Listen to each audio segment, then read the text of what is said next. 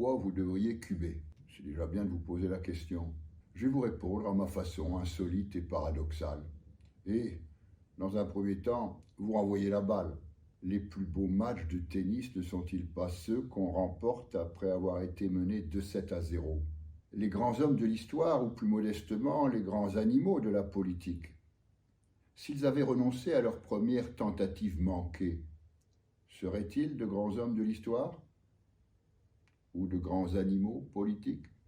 Auriez-vous tant entendu parler de l'homme du 18 juin? François Mitterrand et Jacques Chirac n'auraient jamais été présidents. Or, ils furent réélus. Et puis, écoutez s'il vous plaît le poète Kipling. Si tu peux voir détruit l'ouvrage de ta vie et sans dire un seul mot te mettre à rebâtir.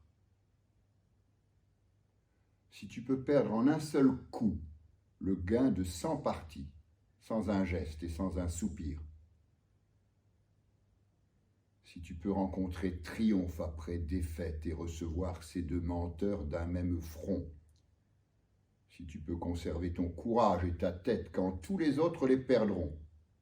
Alors, les rois, les dieux, la chance et la victoire seront à tout jamais tes esclaves soumis et, ce qui vaut mieux que les rois et la gloire, tu seras un homme, mon fils. C'était il y a plus de 100 ans et il faut seulement, mais évidemment ajouter, tu seras une femme, ma fille. La patience, quand elle vous est imposée par le sort, mérite mieux que d'être ressentie avec passivité et amertume. Elle mérite d'être le terreau qui vous permettra de devenir meilleur et plus fort. C'est peut-être pour vous le moment. Certes, il y aura toujours le risque statistique d'avoir travaillé davantage pour un résultat pas meilleur. Le risque est réel statistiquement, il est théorique. On apprend plus et mieux de soi-même, des choses et du programme dans la seule année de cube que dans les 2 années précédentes réunies. Et puis, demandez-vous, le plus dommageable n'est-il pas celui de se retrouver 3-4 ans plus tard en compétition avec des camarades qui n'étaient pas forcément plus doués que vous, mais qui, au bon moment, surent être plus tenaces et volontaires, vous grillent les bons stages qui conduisent aux beaux emplois parce que seulement ils ont, sur leur carte de visite, un diplôme que vous pouviez aisément conquérir vous-même. Je connais le système depuis plus de 3 décennies. J'ai créé en 1997, en province, ce ne pouvait être que là, des classes de cubes, chimiquement pures, destinées à des jeunes qui ne s'étaient pas accomplis en 2 ans et que les grands lycées franciliens dédaignaient et dédaigneraient bien des années encore après.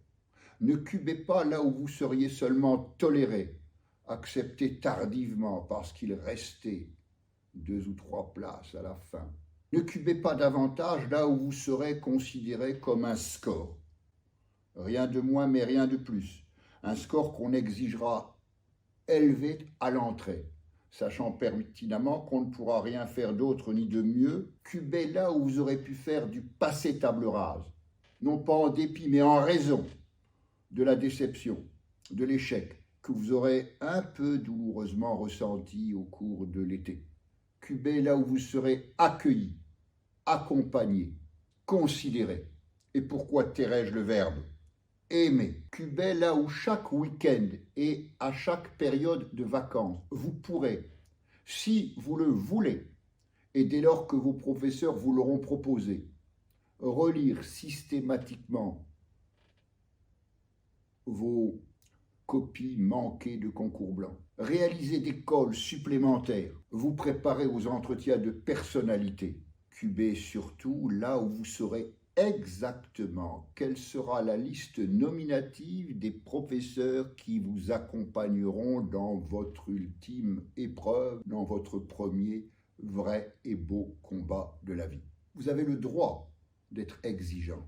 Vous avez le droit de ne pas raser les murs et avoir peur de votre honte parce que vous avez échoué. Le type d'échec que vous venez de vivre fait partie de ceux qui apprennent à vivre et font grandir.